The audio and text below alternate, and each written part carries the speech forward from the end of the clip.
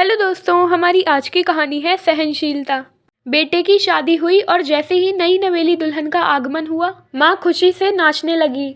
माँ को ऐसा लगा जैसे उसके सारे अरमान पल भर में पूरे हो गए हों। शुरुआत में तो माँ ने बहू को बड़े लाड़ प्यार से रखा, लेकिन जैसे जैसे दिन बीतते गए, सास का स्वभाव चिड़चिड़ा होता गया। वह बात बात में बहू को टोकने लगी। बहू भी स्वाभिमानी बाप की बेटी थी, वह भी कहाँ तक सुनने वाली थी। वह भी सास को मन ही मन गालियां देने लगी, कभी खाने को लेकर तो कभी नहाने को लेकर, कभी बर्तन और झाड़ू लगाने को लेकर सास बहू में रोज तू मैं होने लगी। सास की तो जैसे आदत हो गई थी बहू की कमियां निकालने की। रोज बहू के किस्से चिल्ला चिल्ला कर पड़ोसियों के सामने सुनाती थी। बहू भी आखिर कब तक सुनती। वह भी पानी सिर से ऊपर निकलने पर सासू माँ को जली कटी सुना देती थी। कभी कभी तो बात एक दूसरे के खानदान को भला बुरा कहने तक पहुंच जाती, तो कभी एक दूसरे पर बर्तन फेंकने की नौबत आ जाती। बात यहाँ तक आ पहुंची कि बहू सास की एक भी नहीं सुनने लगी। आखिर एक दिन सासू माँ ने अपने बेटे से कहकर बहू की पिटाई करवा दी। मजबूरी में बहू भी बेचारी पिट गई। बहू इस कष्ट कहल के जीवन से तंग आ चुकी थी।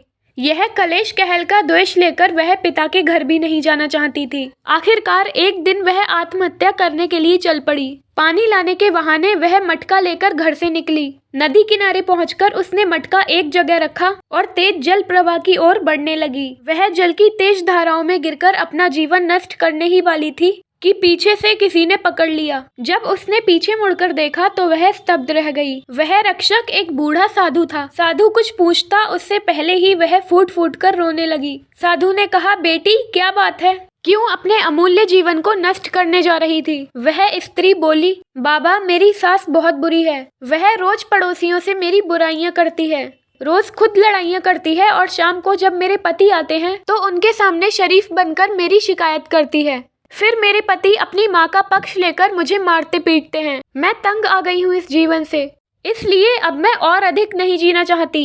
बाबा मुझे मर जाने दीजिए। साधु ने अपनी झोली में से एक कपड़ा निकाला, कुछ मंत्र पढ़े और फूंक मारकर उसे दे दिया और कहा, बेटी यह अभिमंत्रित धागा है। जो भी सास बोले यह धागा अपने दांतों से दबा कर रखना और सास जो आदेश दे उसकी बात मान लेना। कुछ ही दिनों में तुम्हारी सास पड़ोसियों से तुम्हारी प्रशंसा करेगी। बहू ने सोचा कि बाबा ने आशीर्वाद दिया है तो ऐसा ही होगा। उसने धागा हाथ में बांध लिया और मटका पानी से भरकर चली गई। घर पहुंची तो देर से आने के कारण सास ने फिर से अपना राग अलापना शुरू कर दिया। बहू ने मटका नीचे रखा और वह धागा दांतों से दबाकर अपना काम करने लगी। जब बहू की ओर से कोई प्रतिकार नहीं आया तो सास भी चुप हो गई। अब केवल सास चिल्लाती थी, बहू तो साधु के कहे अनुसार वह धागा दांतों में दबाकर अपना काम करती रहती थी। अब सास ज्यादा बोल नहीं पाती थी क्योंकि साधु का दिया धागा आग में पानी का काम कर रहा था।